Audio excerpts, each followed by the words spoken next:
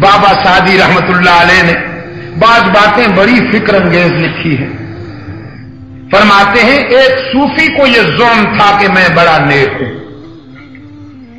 عبادت بھی بہت کرتا تھا، رات بھر قیام میں اور ذکر میں گزار دیتا تھا، لیکن صبح اٹھتا تھا تو لوگوں سے کہتا تھا بدبختوں ساری رات سوئے رہتے ہو، ماشاءاللہ فقیر نے تو ساری رات عبادت کی ہے. ناچیز کو دیکھو ساری رات کھڑا رہا ہوں، نوافل ادا کرتا ہوں، ذکر کرتا ہوں، تلاوت کرتا ہوں، تم سوئے رہتے ہو، جہنم میں جاؤ گے. 40 سال عبادت کی، اللہ نے فرمایا تیرا ایک بھی سجدہ قبول نہیں، تجھے بڑا ظلم ہے اپنے سجدوں پر، ہم ساری عبادت تیرے منہ پہ مارتے ہیں، جاؤ.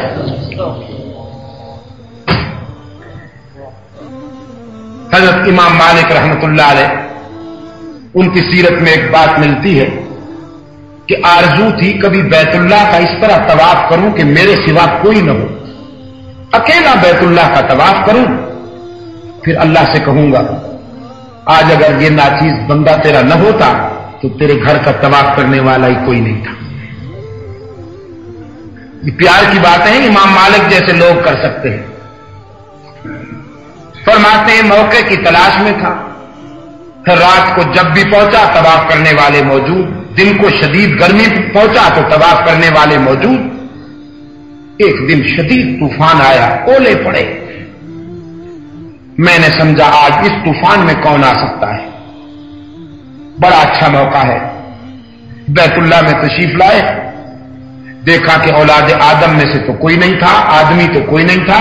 ایک بہت بڑا اژدہا قد آدم سے اونچا اٹھا ہوا بیت اللہ کا چکر لگا رہا تھا. اور حق تعالی نے فرمایا مالک میرا گھر تمہارا محتاج نہیں ہے، اگر کوئی انسان نہیں تو کائنات کا ذرہ ذرہ میری تسبیح میں لگا ہوا ہے. تو یہ صوفی صاحب رو رہے ہیں، ہچکی بندھی ہوئی ہے، پھوٹ پھوٹ کر رو رہے. کسی پوچھنے والے کو بتاتے بھی نہیں کہ کیا ہو گیا. ایک بے تکلف دوست نے بہت زیادہ اصرار کیا کہ میاں بتاؤ تو ہوا کیا. کہنے لگا 40 سال عبادت کی ہے، ایک بھی سجدہ قبول نہیں ہوا، ساری عبادت منہ پہ مار دی گئی، اتنے بڑے نقصان پر نہ رو. وہ دوست کہنے لگا پھر جب 40 سال عبادت قبول نہیں ہوئی تو کب تک ٹکریں مارتے رہو گے، رند بن جاؤ، مزے کرو، چھوڑ دو اس کا در. جب قبول ہی نہیں کرتا زندگی کتنی باقی رہ گئی تمہاری، رند بن جاؤ اور مزے کرو. اب بظاہر تو یہ تھا کہ صاحب قبول نہیں ہوئی عبادت، لیکن میں کہتا ہوں قبول ہو گئی تھی، اس لیے اللہ نے اس موڑ پر ہلاکت سے بچا لیا. فرمانے لگے توانی ازاں دل بپرداختن، توانی ازاں دل بپرداختن، دانی کے بے او تماساختن. رو رو کر کہتا ہے یہ کیا کہہ دیا تو نے کہ اس کا در چھوڑ کر چلا جاؤں، پھر یہ تو بتا کے جاؤں کس دروازے پر. وہ تو میرے سجدوں کا محتاج نہیں، وہ میرے قیام کا محتاج نہیں، وہ میرے ذکر و فکر کا بھی محتاج نہیں. اسے میری عبادت کی ضرورت نہیں، ضرورت تو مجھے اس کی عنایت کی ہے. اگر اس کا در چھوڑ جاؤں تو کہاں جاؤں. اس کے لیے تو تسبیح کرنے والے بھی بہت ہیں، کائنات کا ایک ایک ذرہ اس کی تسبیح میں لگا ہوا ہے.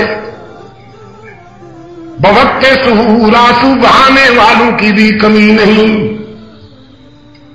دامن پھیلانے والوں کی بھی کمی نہیں. سجدے کرنے والوں کی بھی کمی نہیں، لیکن مجھے تو کوئی در بتا،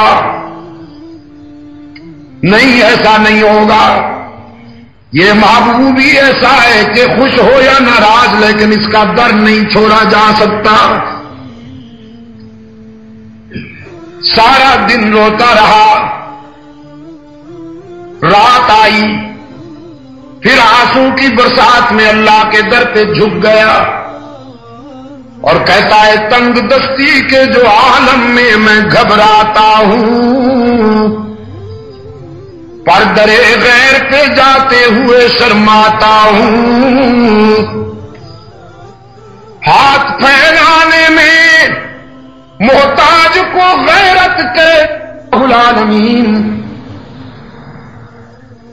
جب تیرا ہوں تو پھر تیرا در چھوڑ کر کہاں جاؤں، قبول کرے یا نہ کرے میرے سجدے تیری مرضی، لیکن یہیں پڑا رہوں گا، یہیں روتا رہوں گا، یہیں دامن پھیلاؤں گا، یہیں دل کی بات کہوں گا، میری آرزوئیں تیرے سوا کسی سے وابستہ نہیں، تو قبول کرے یا ٹھکرا دے، لیکن تیرا در چھوڑ کر کہیں جانے والا نہیں۔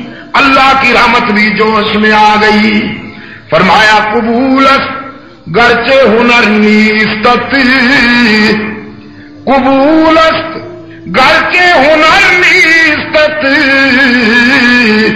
کہ جز ما پناہ دیگر نیستت، آج ہم نے تیرا یہ سجدہ بھی قبول کر لیا اور سابقہ 40 سالہ عبادت بھی قبول کر لی، 40 سالہ سجدے بھی قبول کر لیے، اس لیے کہ جب ہم نے تیرے منہ سے یہ سنا کہ ہمارے سوا تیرا کوئی در نہیں، تو پھر ہمیں بھی حیا آ گئی کہ ہم تجھے کیوں تنہا چھوڑ دے۔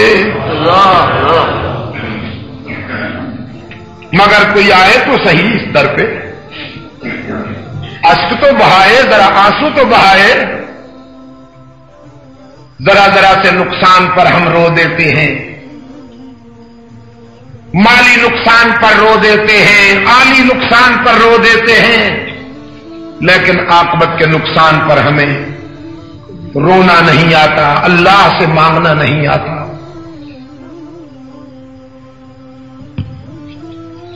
اللہ کے رسول صلی اللہ علیہ وسلم نے فرمایا کہ 2 قطروں پہ جہنم کی آگ حرام کر دی گئی ہے، ایک شہید کے جسم سے ٹپکنے والا خون کا قطرہ اور ایک گنہگار کی آنکھ سے ٹپکنے والا آنسو، ان دونوں پر جہنم کی آگ حرام کر دی گئی۔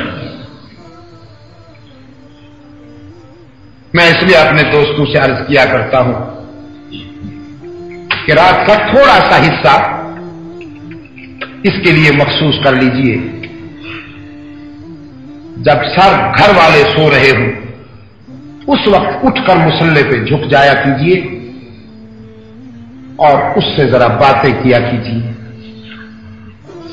اپنی تمنائیں ظاہر کیا کیجئے، رونا نہ آئے تو جبرن رویا کیجئے۔